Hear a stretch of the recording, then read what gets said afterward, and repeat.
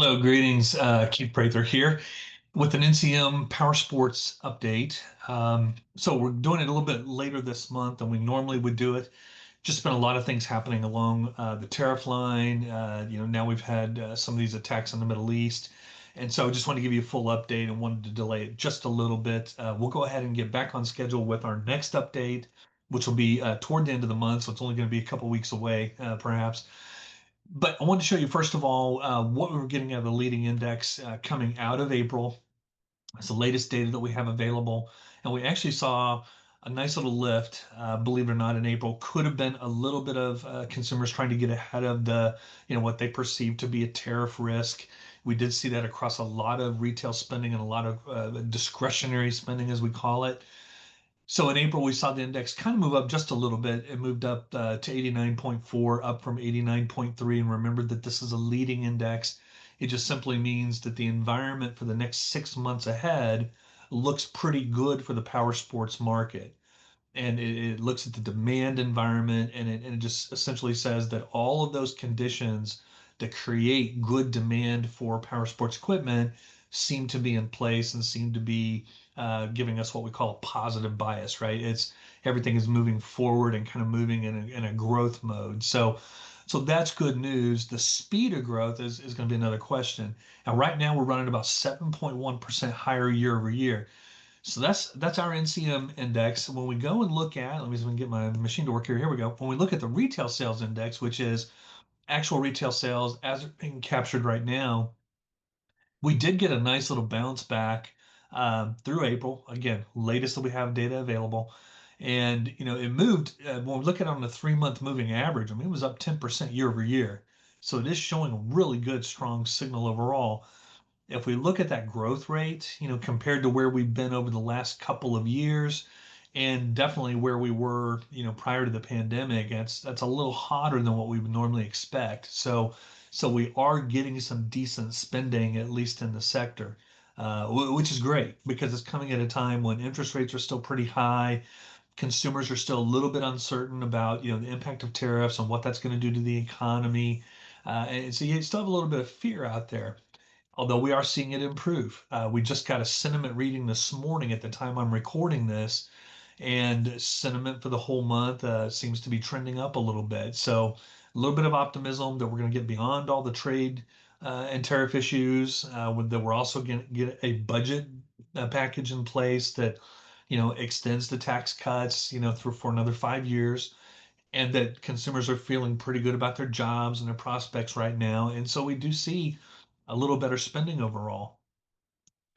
Looking at our retail forecast, however, we did get a little bit of a downturn when we incorporated the impact of the April 2nd reciprocal tariffs.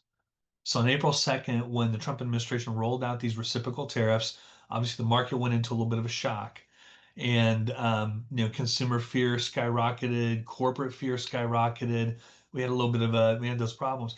By April 8th, when the Trump administration cooled off the tariffs and backed most of the tariffs for most countries back to 10%, the market kind of took a deep breath.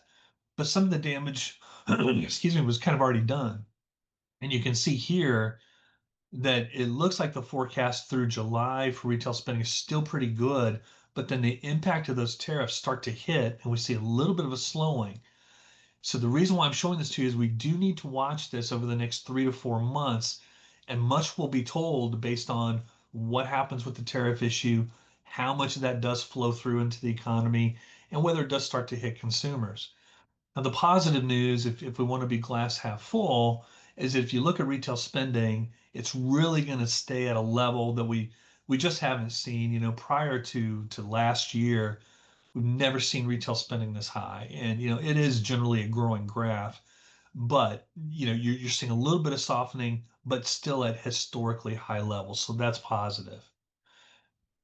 A couple other things we want to talk about. The Federal Reserve is getting some confusing data right now. So when we think about interest rates, that's one of the things that really will, help boost consumer spending and, get people on the dealership showroom floors, right? We want to get them in, in the power sports industry and really looking at new items, new products and stuff, new units. But the confusing data coming out of the Fed is interesting because inflation readings so far are pretty cool. We got a consumer price index reading this week. We also got a producer price index reading this week, and both were below expectations. So they were not feeling any of the impacts of tariffs yet. Okay. But as I go out and I speak to OEMs, as I speak to manufacturers of all types, when I speak to the construction sector, I'm speaking to retail, when I listen to what those purchasing managers are telling me, many of them are still selling inventories that they had built prior to the tariffs hitting. And many of them have now started to get products in under some of the new tariff rates, and those price increases are still coming. So they believe that when we start to get inflation data, in June, July, and August, that you're going to start to see some of that impact.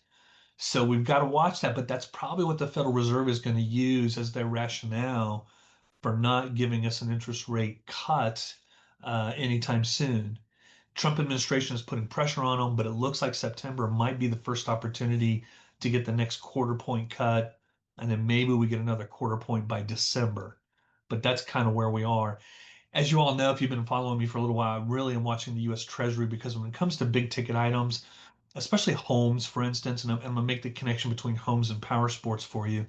The 10-year Treasury is critical because it affects mortgage rates. The Trump administration, the Treasury Department specifically, is trying to get the U.S. Treasury below 4%, which would drive interest rates below 6% for a mortgage. What that does is it stimulates refinancing, and the average home in the United States, if they can refinance with interest rates under 6%, the average household would free up somewhere between $120 and $150 a month. So if I'm thinking about buying a side by side or I'm going to buy something else in the power sports category, that gives me a little bit of wherewithal to take on, a 90 or $100 a month payment and not feel it. And so that's some of what we're looking at historically. When we go back and we look at data, we can see a strong correlation between movement in mortgage rates as they come down and sales that pick up in the power sports segment. So that's interesting. Job market right now seems pretty stable for now, but there are some hints in there that we are watching that there's some signs of maybe a little bit of pressure building.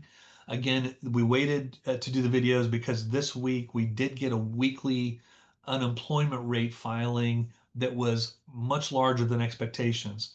And so if that continues, it would signal to us that maybe there is a little bit of a pullback. We still see job openings in the United States still pretty high, about 7.4 million right now. And that 7.4 million is above normal, which is about 6 million.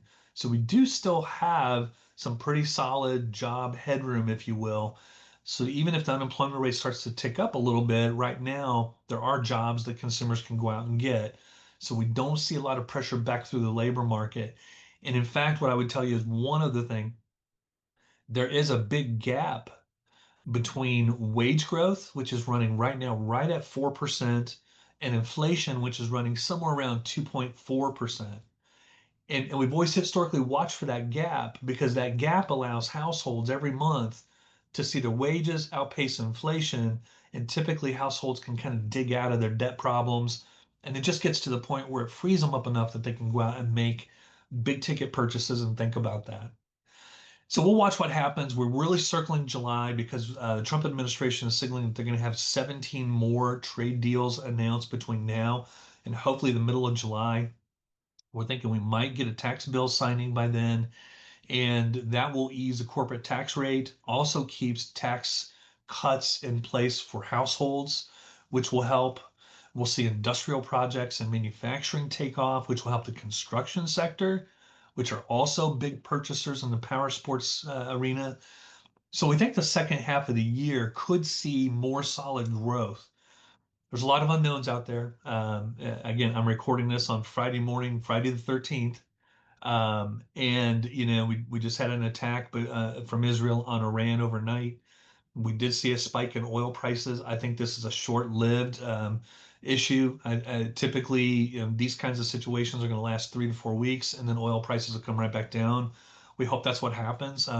We hope it doesn't affect the fuel prices at the pump, but we probably are going to see a combination of summer driving, and, excuse me, and this uncertainty, and that could lead to a little bit of a hike in gas prices at the pump, and so that could affect a little bit of sentiment when it comes to buying, new power sports equipment. So for the full year, just in summary, where Q2 is still running a lot hotter than this. Q2 really right now is running almost 3.8%.